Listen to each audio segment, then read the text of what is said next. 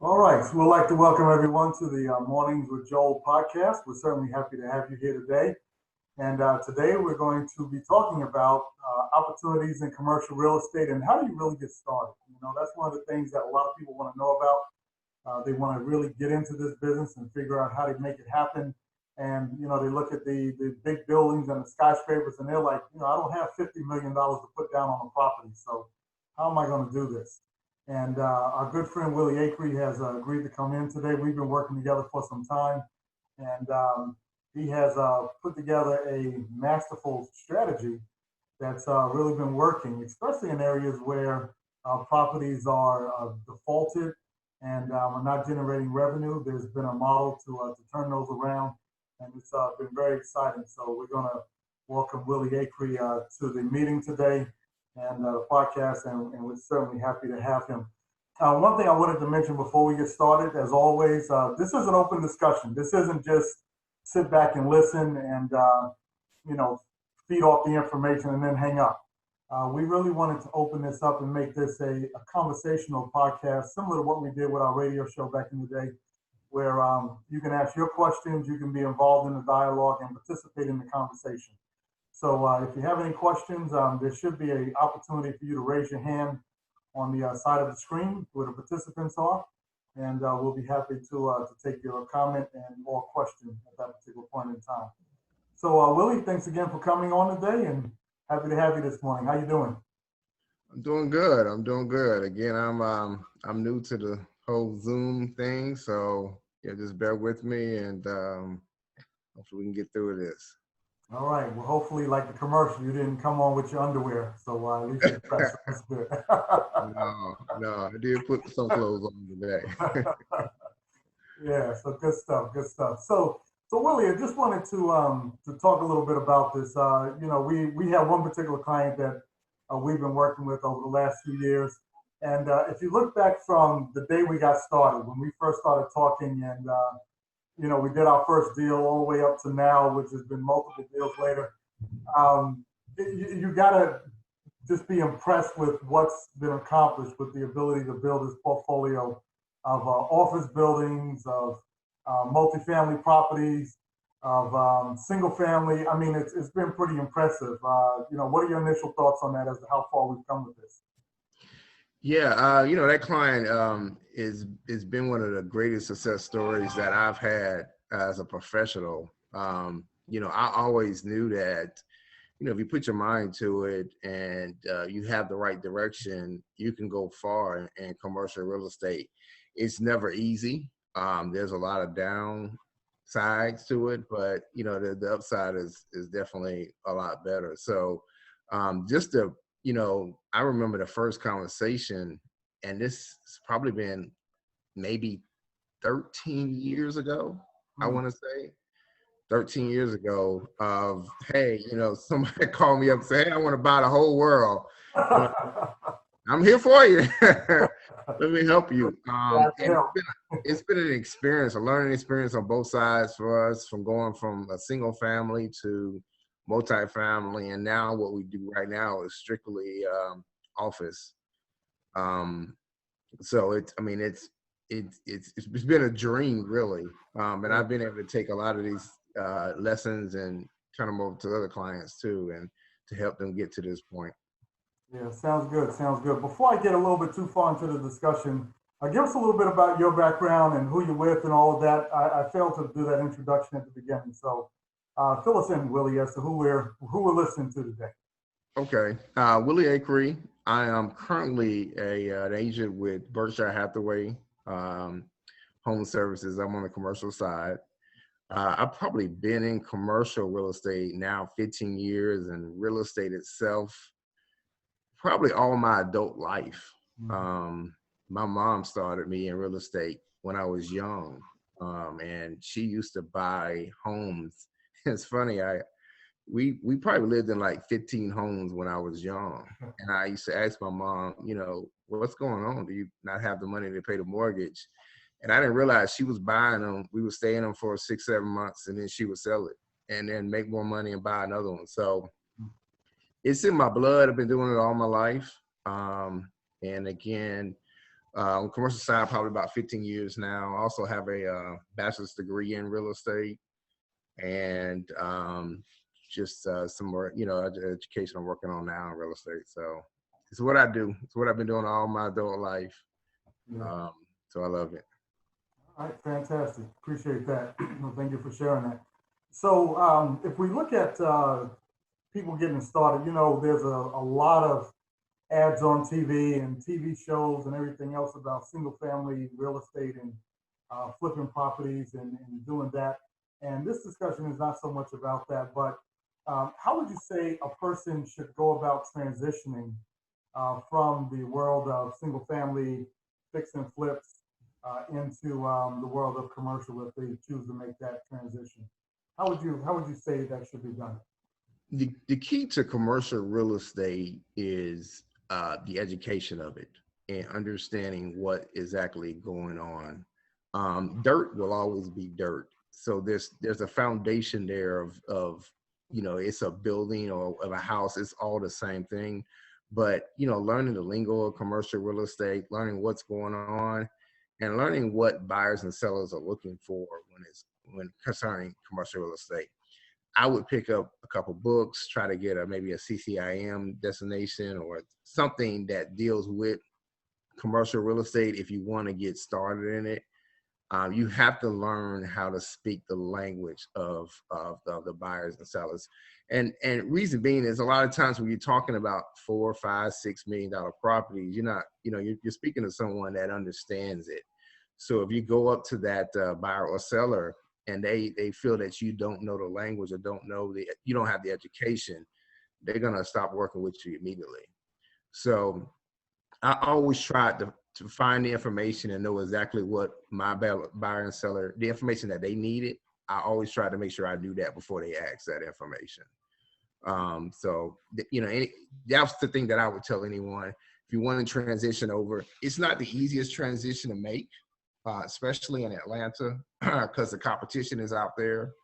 But educate yourself. Just read up on it. I used to read up on commercial real estate every single day, at least 2 hours a day, trying to figure out what was going on in the market, who was making moves, and then call someone. If you see them on CoStar or LoopNet, you see an agent, you keep seeing their name pop up, or like I used to do, is go down the street and see whose signs I saw. If I keep seeing the same guy's sign on the same street, I called them and said, hey, what are you doing to get, these listings and what are you doing to, be more successful? So it's educating yourself is the key to doing this. Yeah, that sounds good. That's very true. You definitely have to understand that. And let's dive a little bit deeper into that. Talk to me about the change of mindset. We talked about this a little bit last week. We have some new folks on this week that weren't here last week, but as it relates to the change of mindset, when you look at a residential piece of property, you're looking at it and saying, okay, well, there's comparable sales in the area, but let's talk about a little bit about how real estate is valued on the commercial side as opposed to the residential side.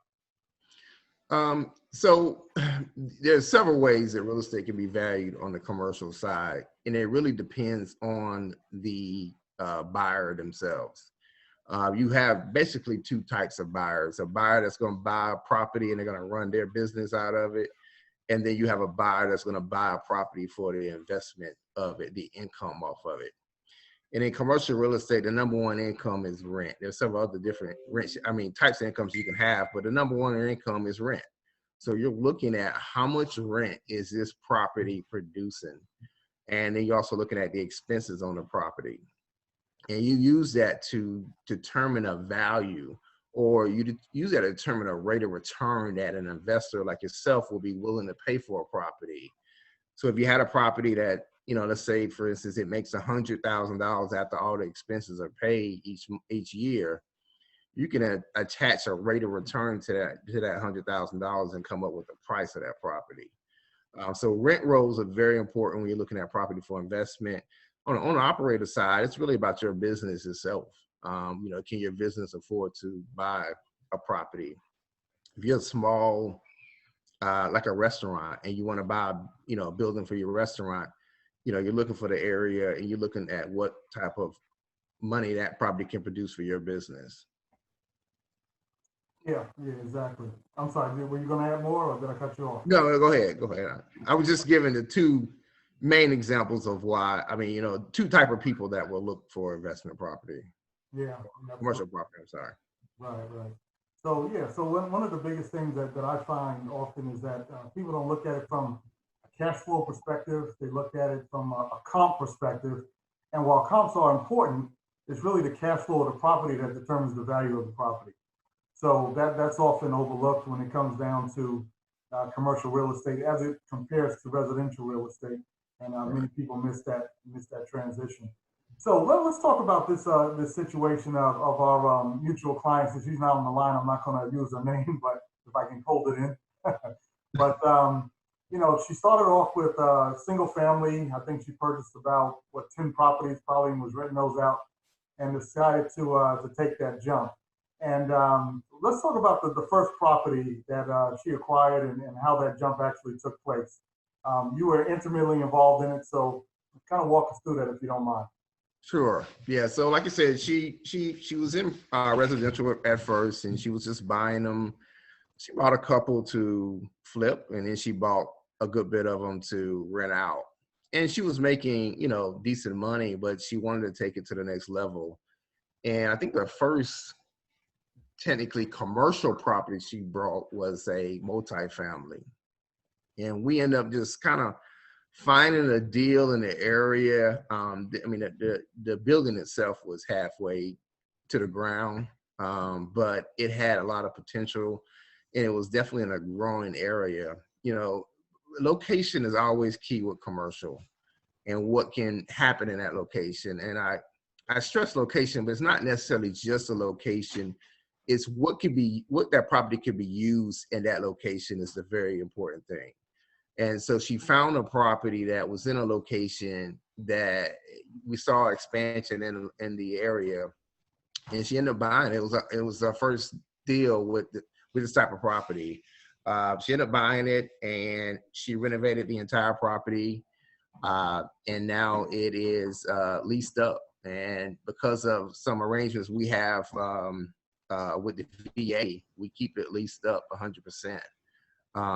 And so after we got that one going, which took us probably about 8 or 9 months, she was able to refinance, pull the money out, and then we went looking for another property. We didn't find any more multifamily that kind of met the requirements that we were looking for. So we just happened to come across this commercial building that I think it had one tenant in it. And it was in a good area, but I mean, the whole building was, it needed complete renovations.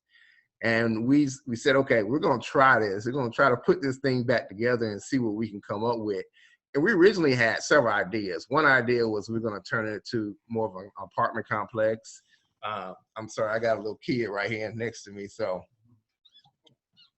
stay right there. Another idea was we were going to take each unit and subdivide each unit out and sell each one of them to small business owners. And then we didn't end up doing nothing of that. We just end up just renting them out as office spaces. So hold on one second, Joe. I apologize. Let me try to get this little one off. Okay. All right. Hold on. I apologize. Yeah, well, that's the reality of things, right? So we appreciate that. So just to give you a little bit more granularity as to what Willie is talking about, we had the situation. The first deal that we were talking about there was actually in the Decatur area, which Decatur is actually growing like crazy right now, and so that became a key area. When you talk about location, it's always important. There was a lot of development that was going on down the street. And so this was actually a block of triplexes and duplexes that she went in to acquire in the Decatur area. So when you look at that, as you think about your transitioning from single family, she in this particular situation was stepping up to duplexes and triplexes and acquired a block of, I think it was a total of 13 units, if I remember correctly, Willie? 14 units. 14 units, okay. 14 units, and renovated those out, got them rented out, and been able to keep it up because of, as you mentioned, the opportunity with the VA. So that was kind of a first step. And do you remember what the basis was on that? What price we went in? God, that was so long ago. I want to say we went in around 325. Okay. Yeah, that sounds about right, somewhere in that range. So, Yeah. so guys, you can see that these were not massive, multi-million dollar deals. They were smaller deals. In this particular case, to answer the question of one of our guests that's on the line right now, I think and Jerry is still here. She was asking about blanket loans, and we basically did a blanket on that particular property where we were able to bundle all of them together. So that was a transition from single family now to duplexes and triplexes. Now, there was a question that came in from Deneen. Let's go ahead and answer that one right quick. Actually, Deneen, do you mind unmuting yourself and just asking your question directly so we can address Yeah, it? yeah. So just to get an understanding for, because there are some people I think that may have not been on, what was Willie's role in the transaction, and then what was yours in the transaction? Okay, fantastic. Willie, you want to answer that? Yeah, so I'm a real estate agent, a broker, and my role is really finding the client the properties and helping them going through the process of acquiring the property itself. I kind of see myself as a kind of like an account manager, and I have an account with someone, and because I help them really through the entire process. So even after they buy it, I may give them advice on what they need to do with it, and help them get them to a point where either they're gonna refinance it or sell the property. So we stay with them during the entire process. And Joel, as you guys know, does all the funding. So I don't get involved with the finance part of it, but I just help them out to find it and walk them through the process. And then you went ahead and referred these folks to Joel for the financing, or? Yes. Yes. So normally what happens is someone does come to me and say, hey, I'm looking to get in commercial property. I try to ask them some questions just to get a feel of where their experience level is at. And then I would only pass them along to Joe, depending on the type of property that they're looking for or the type of financing that they're looking for. Yeah. So that, Deneen, did that actually, I don't want to speak for you. Did that answer your question?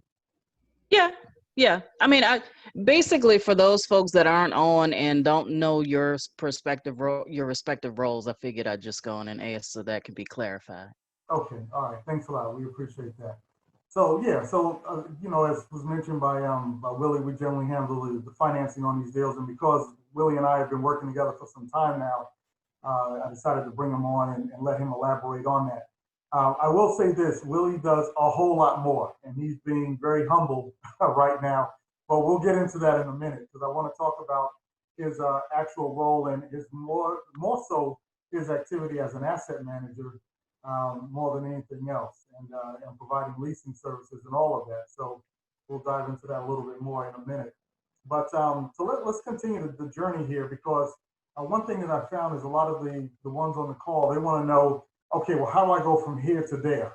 It's easy to look at someone who has bought, the Bank of America tower downtown, and it's like, wow, that's great. But how did you get from point A to point B? And often that's the part where it gets real muddy and people don't understand how that takes place. So in this particular case, Willie, we talked about the triplex, the duplex, that portfolio of 14 units, which answered Janisha's question that she had. And then we went to, I believe, the property on Roosevelt. Was that the next one? Roosevelt, yes. Roosevelt was the next one, yes. Okay, all right. Now, you want to tell the story about that one, or let me give a little background on it first, and then we'll dive into that a little bit more.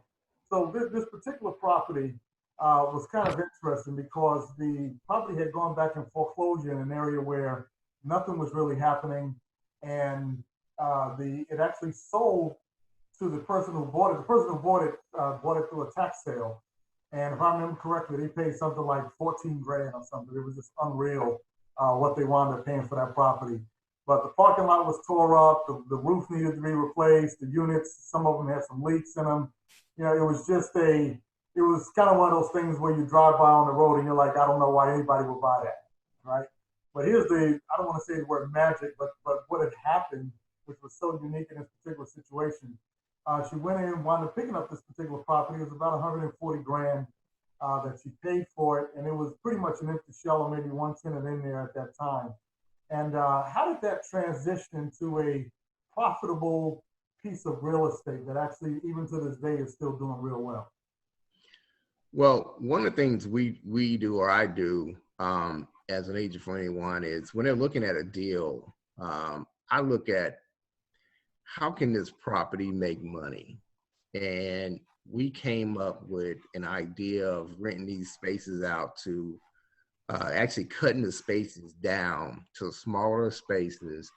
And we target people who are, maybe have a business in their home and looking to get out their home and get into some type of commercial setting. So we took this building and, like you said, we bought it from the company that had it in a tax lien. They just wanted to dump the thing. They didn't think it was worth any money. I don't think they were actually in New York, so they didn't know anything about. I don't think they ever saw the property. I knew the agent that was on the other deal, and so he brought it to me and said, if someone does something with this, this could be something.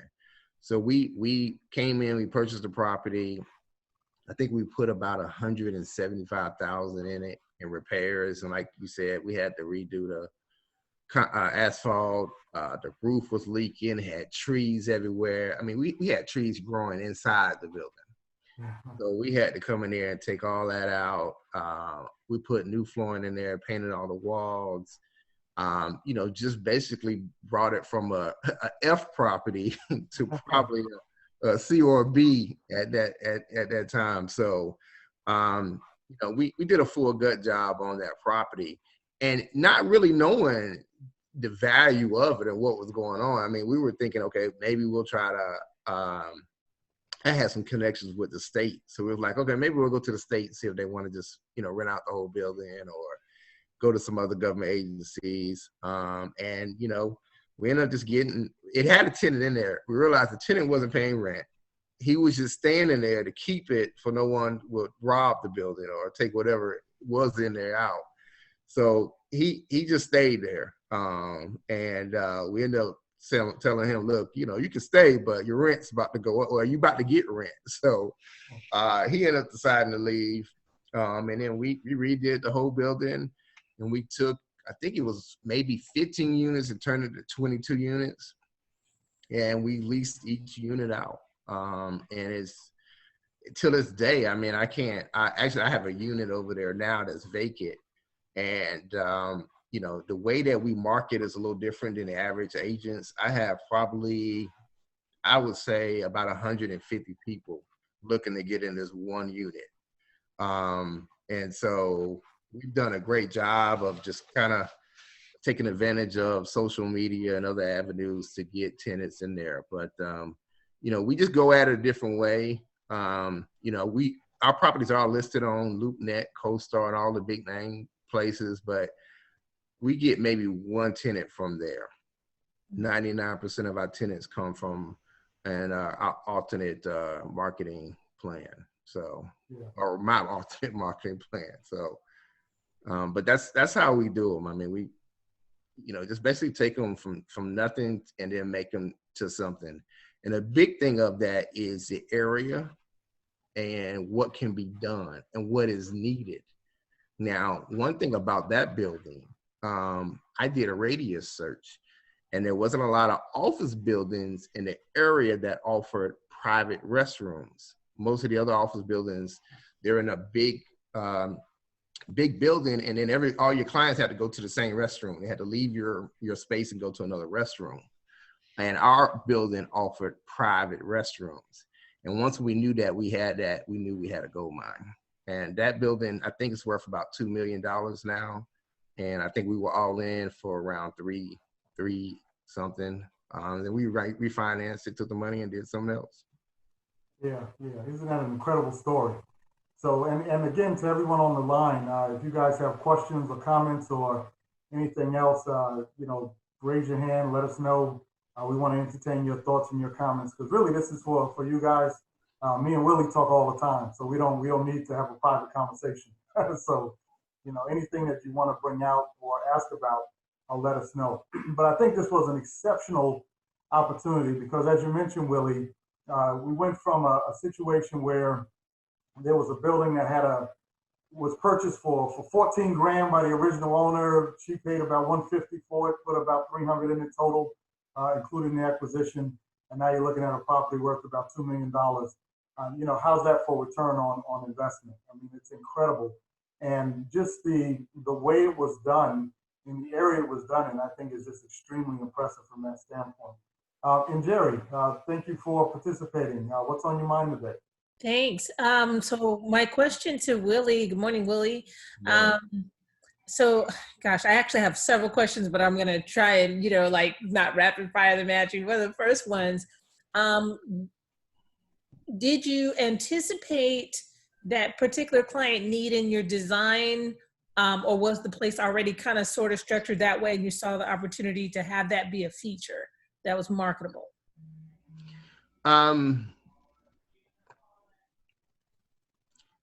What I normally do is, and for this client, the idea, it wasn't there up front. We kind of stumbled on some of this stuff. So the idea definitely was not there up front. But we realized, based on demand, what could be done. And we were going to try different, like I said, we were going to try different things to get this thing done and rented and produce income. And that was just the first thing that we tried, and it just kept working. So at that first one, we definitely didn't know exactly what was going to work. We had different options, and that first option just kind of worked out as itself. Okay, so that leads right into my second question with, because of where we are in this pandemic, not just in the middle of it, but having no idea where the end of it is. There's several factors. One, you said they got about 150 people clamoring for this one particular space, because yes, people are, have been working from home, and are really now trying to get out of their home. So, that does seem like it would be a very attractive feature that they can work their businesses, et cetera, and then have a somewhat safe space for their clients to come in and have facilities available. Do you see that being a marketable model going forward because we are, where we are in COVID? Yeah, the type of clients that we look for at clients, I say clients, we really call them tenants. They are affected, and everyone has been affected by COVID, but we have the advantage of, we'll take a bigger company that may be in a larger space and needs to downsize, and they'll come to our space. So COVID itself has almost amplified our business, because one, we're getting those clients who want to downsize. And then two, like you said, you got people at home, they want to get out their house. They have a brand new business. They're just trying to try something out. When we market, we go online and we market. I always market to people, and I'm like, look, get out your basement, come here. You can pay $200, maybe $300 for a space, and it gets everything out your basement. Your husband don't want you in there. Your wife don't want you in there. So, or your garage, or wherever you're running your business out of. So right now, we still have a lot of demand for our spaces, even with COVID. And I think it's even going to get better because, right now there's a lot of buildings, especially downtown and some of these suburb areas that are losing tenants. And these guys can't pay that mortgage if they lose 2 or 3 tenants. And you see a lot of them going to auction right now. And so eventually, if they don't sell at auction, they do go in some type of foreclosed position, I'm going to have my buyers in position to scoop them up. We look for square footage. That's what we want. We want anything above 10,000 square feet. And I can take I had a client last week, we were looking at 18,000 square feet, and I carved out 72 spaces. If I can get 72 people to pay me $500 a month, I produce something for that client. All right, Willie, I do have more questions, but I would love to have an offline conversation with you to see how we could continue to talk about this. Oh, no problem, no problem. All right, appreciate that. We still got a little bit more time. So, and Jerry, I'll take a few other calls and then just kind of circle around.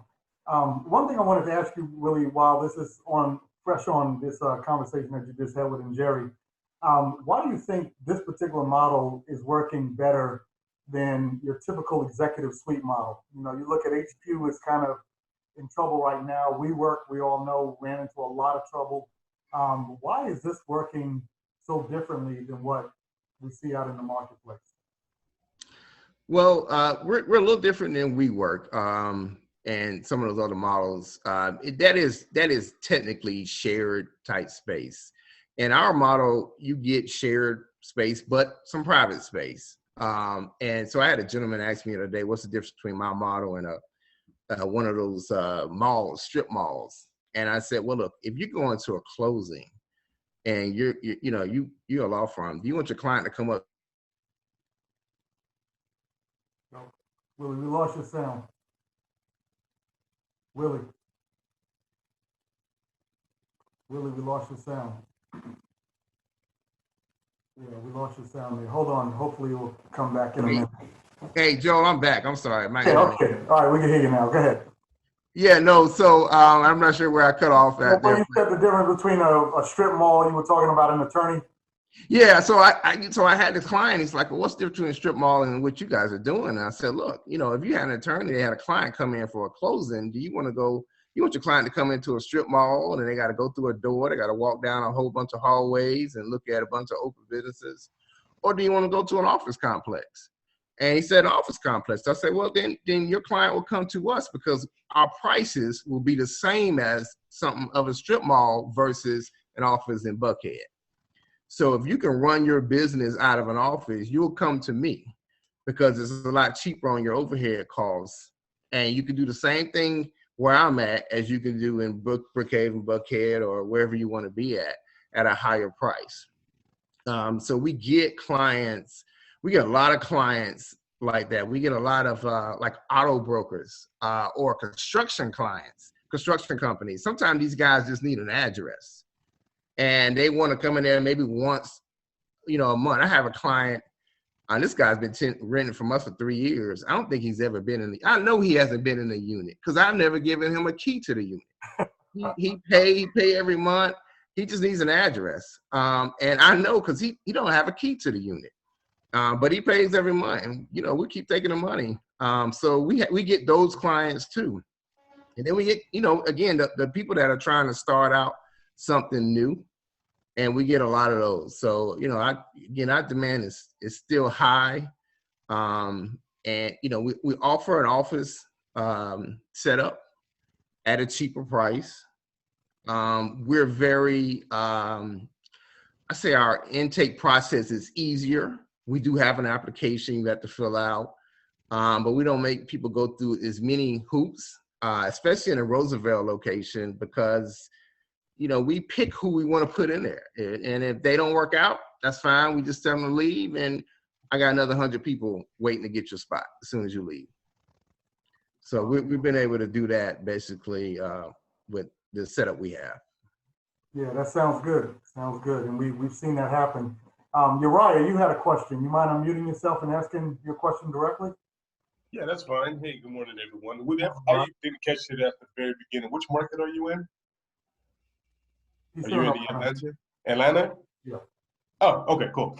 So I wanted to ask, so you made mention to one metric, and that's square footage, but I'm curious to know what other benchmarks or what other metrics that you look at when you're assessing a property like a duplex or triplex or even just a commercial property. What are some of the benchmarks and or financial metrics that you try to meet dependent, to determine whether to go, green light or red light with a project? Well, so for office and the type of offices that we're doing, one of the first things that I look at is the area that property sits in. And not really for the office itself, but for the tenants. I look at this thing, it's a big component. So I'm looking at, all right, I need to get 100 X amount of tenants or type of tenants in this property. Can they sell their business to people around that area? And so I'm looking at the area. How much does, homes in the area cost? What are people making in the area? And then I determine, okay, based on that, I know what type of tenant I need for that building, for that area. And then I try to figure out, okay, how many tenants are out there in that area looking for these type of clients that are in that area? And that's something that we look at very hard to determine whether or not this model would work in certain areas. Some areas it works well in, some areas it may not work well in. The price just may be too high for us to get in there and make enough money. And then once we look at that, then yeah, we dribble it down to exactly how much square footage is in the building and how much space can we curate by the square footage and how much money can we charge per space based on that square footage. But the area is very important. Anytime I ever go into a location, because I have clients, they send me buildings all the time. And I say, well, it's good, but I can't do nothing with that building. Or if it's not enough space, I say, I can't, that's a good area, but I need 20,000 square feet to make that work. Because my prices can't be the same as, normal office spaces in the area. And now I'm in competition with those guys. And I don't want to be in competition with those guys. Because technically I don't want their clients. I want that client right below them. And so I have to make sure I can grab that client in that space, in that area. All right. Uriah, did that take care of you? Yeah, absolutely. I guess one more question to that is, how do you determine what amount of improvement, how far you should go along with adding improvements to the property so that you can, essentially charge a certain rent or a certain amount per square footage? Yeah, now that's really experience. And I've just been doing it a while, so I can know what a building needs just by taking a look at it. You just have to look at the building. I can't. That comes with experience, really, to determine, okay, this building's gonna need $100 grand versus this building's gonna need, 300 grand, or, what does this building need? And again, that's based off the building, the square footage, and what's going on. If you go in a building and there's nothing there, then you're gonna be pretty much building up a whole brand new building. So now you have to associate that cost into your diagram to make sure it works. And then some buildings I go in and just need carpet and paint. I can get that done, and that may not hurt me that much. But that's a good question. You do have to understand what is needed to get this building back to par. And that's what I tell my clients. This is what we're gonna need to do to get this building back to par, because in a lot of these cases, you have to hold these loans, these mortgages, until you get that building back up to par. This doesn't work if you can't hold that mortgage. So if you need to understand, it's okay, it needs this amount of money, how much you're gonna get from Joel and how fast you can get that money and get it done. You have to have your team together. Everybody has to be on the same page and ready to go on day one, because I need that building ready to go so I can get people in there. It's going to take me about 2 months to get my system rolling on any building. It's not going to be instant. It's going to take about 2 months, but I can lease out about 50,000 square feet in about 8 months, which is a record in Atlanta. Well, it's probably a record in the United States, but if I have the right building in the right place, I can get it leased out, but it has to be ready to go. I can't lease stuff and you still need to fix the electrical in the building, the plumbing don't work, the heat didn't work, because I don't want these tenants calling me after they moved in, after they just paid me a bunch of money saying they don't have any heat for their washer and dryer, whatever they're putting in there. So you need to know how much it's going to cost to get it back to par, so I can make it work. Got it. Thank you. All right, sounds good. Now, since we're talking about cost, Kwame, you have a question also. You want to unmute yourself and ask? No, you're muted. You're muted. You're muted. Sorry about that. All right, I will go back. Yeah, I'll yeah. go back in time. That did not happen. So thank you guys so much for doing this. It's exciting to hear from you guys, to hear from entrepreneurs who are really making it work and being successful.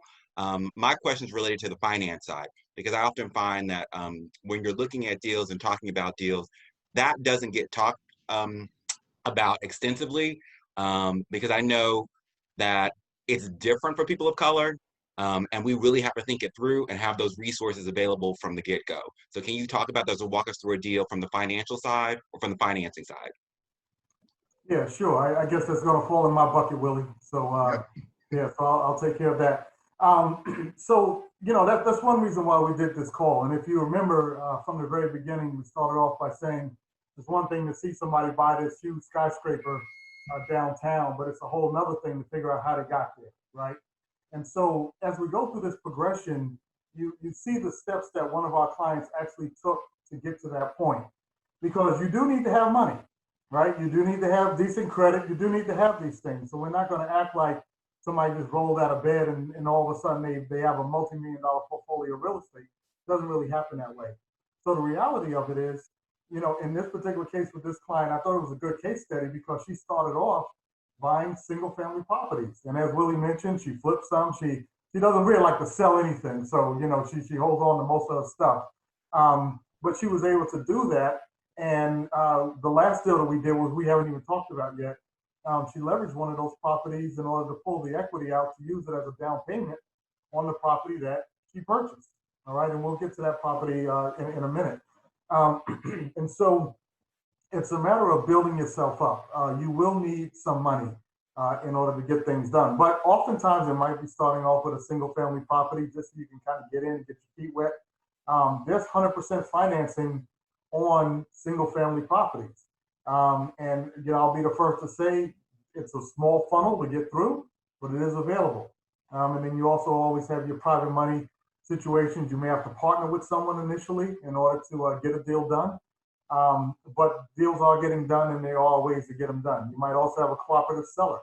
We've seen a lot of situations where a seller will say, all right, I'll hold the note or you don't have to pay me all my equity. We're doing a deal right now that's 604 units in East Atlanta. Actually, it's in DeKalb County. But that particular development there, the seller the note is assumable on it.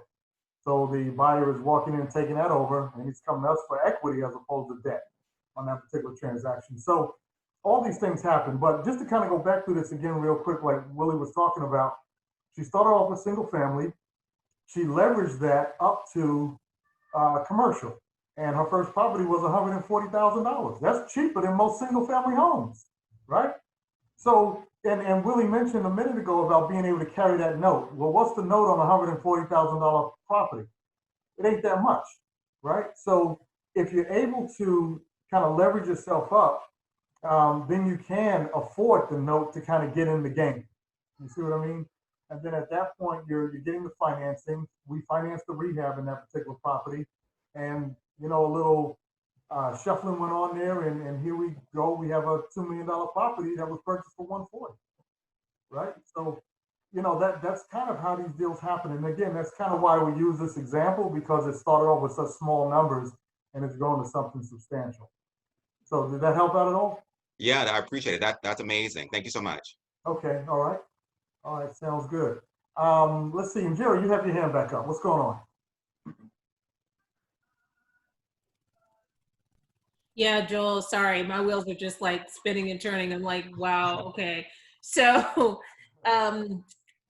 Willie, you were saying that you had, like 150 people clamoring for that space. You've got a successful model that you've already built. Is the increase of interest due to COVID, or was that before COVID? And because there have been so many that have lost their jobs, do you see an increase of people switching over to, okay, well, I don't know what this economy is going to do, job market, et cetera, et cetera. I've got this business idea I want to start, or I've got this business that I had started that I want to expand. because it's going to be more of a, a stabilizer for me. Has that driven the increase in interest? And you talked about location. So with people, having these precarious situations about homes, and the country facing a lot of foreclosures, not just in commercial but residential, how is that residential pricing impact how you're looking for location? Okay, that's a lot of questions. That's a loaded question. I'm so sorry. Like I said, I had a lot of questions. I got you. Where you want to start, I can repeat whatever you want to repeat. No, I think you asked a question about COVID itself. And again, I think I explained earlier, COVID, it's really helped us. So we haven't really seen a downturn from it. We did have clients that had to leave because of COVID, but because of the demand, and again, the type of clients that we're going after, it just really hasn't had that big of effect on our business. Because, I'm not leasing out 50,000 or 30,000 square feet to Coca-Cola, because Coca-Cola don't need that much square footage. I'm leasing out to Bill and Ted's, carpenter shop, who just may need a couple hundred square feet to put a lady in the computer there. So, it's just a different type of clientele. And you talked about 150, it's actually 155, because I got 5 people that call me or text me while I'm on this Zoom meeting. So it actually has gone up since I've been on this Zoom meeting of people that are looking to get into this location. Now, this location is good real estate. I mean, I will say that. I'm not going to sit here and say you can do this in every market and every place. This property was in a good location. It wasn't good at the time that we bought it, but real estate changes all the time. I live in East Atlanta, and man, this thing has changed tremendously from when years ago for what it is now. And look what happened in the West End. I mean, I see some real estate agents on the line here. You guys know what's going on in the market. I mean, the real estate market itself for residential is still pretty strong. So that's always good. But for our clients, it's not necessarily the type of people that are there. It's just it's the number of people that are out there. Because remember, I can put a building in the middle of, the average income is $10,000. I just need tenants that want to cater to people who make $10,000. So it's not really the amount of money that they're making. It's really the amount of people. I want a building slap dab in the middle of a neighborhood of 10,000 residents. That's what I want, because my tenants cater to those residents, and they can easily get those residents. They can put a sign out there. Those residents will come and spend money in their business. And when they spend money in their business, they pay me rent. So, it's location is definitely important. And pretty much the metro area is pretty good for a certain type of building and a certain cost. And I just have to, examine the building to determine whether or not it's going to work. Well, let's do this if you don't mind. And Jerry, I know you got a bunch of other questions, and Monica, I see you got your hand raised. We're down to 9 minutes, so I definitely want to bring up, because we didn't even talk about the granddaddy of this yet. No, we haven't even got to it. Right? So let's just jump to that. And Jerry, if you don't mind, I know you can forgive me. Let's talk about that real quick in the time we have left, and we may have to bring you back for another session, Willie. But no problem. Let's talk about. So we went from Roosevelt. We went from single family. We went to the Glendale property. That was over there in Decatur.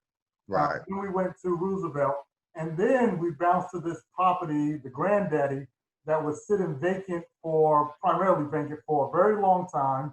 Right. They had this thing listed with one of the major real estate companies. They couldn't get nobody in there forever because they were trying to lease all the space, hopefully to one tenant. And walk us through that story as to how that went down, how many square footage and square feet and everything else related to that. So, after we did Roosevelt, our heads were big. I mean, we thought we could change the world because one, I don't even know if I can show y'all on this. Let me see if I can show you. I had to explain this to a couple lenders, like, dude, I got people calling me every second for space. So the demand is there. I'm trying to, you can't even see this. So this is right here. These are people looking for space. Every time you see that little dot, somebody asking me for space. I can keep doing this all day long. And it'll keep, well, if my phone works well. So we had so many people, and this was off one building. So at this time, we thought the world couldn't stop us. So we went out and looked for another building, but we ended up getting 2 buildings. And it was a total of, they got it, both of them, maybe 60,000 square feet in one area where these buildings were just sitting and nobody was doing anything in the area. People were just going into foreclosures or just letting the buildings just go away. So we ended up trying to get 2 of them. The other one was in a short sale and we couldn't make a deal with the bank, but we ended up finding this one building and it's 26,000 square feet. It was 3 buildings and it had 2 tenants in there who paid whenever they felt like paying. Trust me, it was interesting to get to meet them. So, but they had been there for like 10, 15 years. So they had just got to the point where they paid whenever they wanted to pay. So we went in this building and our first thought was, okay, we're going to flip this thing and kick all these folks out, or these 2 tenants out, and, do this building the way we do the building. Now, this building was not in the worst condition, but it was a lot of square footage. As a matter of fact, it was 3 buildings. So it was a lot of square footage to work with. So we went in there, we purchased the building. It took us a while to bring it down, but we got everything going with the finance. And I think we paid 550, Joe, was it 550? Yeah, something in that range. So, Right? yeah, something like that. Again, I don't get too bogged down in the numbers. So it's 550. And, based off what we did in that Roosevelt building and off the square footage in the area, I already projected I can turn this a $3 million building easily. So we went in there, we did the work. We restored the entire, it was 2 buildings. We restored 2 of them. And the other one we left with the way it was. And again, the building wasn't in the worst condition. So it just really needs some paint, carpet, and somebody to come in and clean out the cobwebs. And then we went in there and we went in there, we looked at each space. And then, based off the space in the market, we determined a price range for each space. So in there, we got about maybe 10 different price ranges. And they start out at $175 a month for rent. And they go up to $2,000 a month in rent. And so we go through each space and, I basically go through each space and determine how much money I can get off each space. And once I get those numbers together, I determine a total after repair, after lease up value of that building. And that's the numbers that we based off, our sales price and everything. But we go in there, we take a look at it, we cut it down, we figure out where we need to put a wall, take a wall out. We look at our AC systems, make sure we're running good, and make sure the county don't hit us with any space violations. And we got it up. It took us maybe 2.5 months to do the renovations, because at this time we got our own team. Our team does what we want them to do. So we can get them in there pretty quickly and get things done. And then we re-rented this thing. And I think it took me, Joe, remind me, I think it took me 7 months to get this thing about 90%. Yeah. About 7 months to get it 90%. And then once you get over 75%, you look decent to a lender. And then anything over there, you look gravy. So once we got to 97%, we shopped the loan out and refinanced it, pulled the money out. But it's the same model, same thing. And just like I was showing you on my phone, if you go on my Facebook page, you see it. This is what I do, and I use Facebook, some other avenues to get it done. But this is pretty much what we do. And this was the big boy. I mean, it's 26,000 square feet. So I cut it down And now we have, I think, 56 tenants in there now. So I get 56 phone calls each month saying something is this or something is that. But you know, we have we use Yardi. I'm sure most apartment complexes, if you work for one of those, you know what Yardi is. We use that software to help us with the tenants, keep everything coordinated. I write all the leases, I sign all the leases. You know, it's really, right now it's automatic. It's automatic. It's gravy. And you know, I would just say we probably around 60, 70,000 a month, on a give or take on a month. We lost your audio again. Hopefully that will come back. All right. Yeah, Willie, okay. Let's see here. We can get in. So, There you you go. hear me? Yeah. Yeah. Do they know how to do capitalizations and all that? We went into that last week. So, Oh, okay. you know, but we might do another class on it. I was talking about multifamily, and one of my clients who had bought a 300 some odd unit complex was on the line with us from New York, which was pretty exciting. Okay. That explain cap rates, how to determine the good price and the bad price, all that good stuff. But So let me just kind of, this is how I do it in my head. okay. So if I can get, let's say $10,000 a month, I just take that 10,000, multiply it times 12. And that's, you know, 120 grand. And then normally I take out about 30 to 40% out of for expenses. And that's taxes, insurance, and whatever miscellaneous expenses that may come up. So, I mean, based off that 120, let's say you take out 40, you down to 80. And then you look at the area and you attach the rate to that 80. Now, some of these areas, like right now, I mean, Atlanta's pretty hot, so you can probably get around 8%, but let's just say 10 just because I don't want to do the math. So if you take that 80,000 and put a 10% multiple to it, you're looking at an $800,000 building.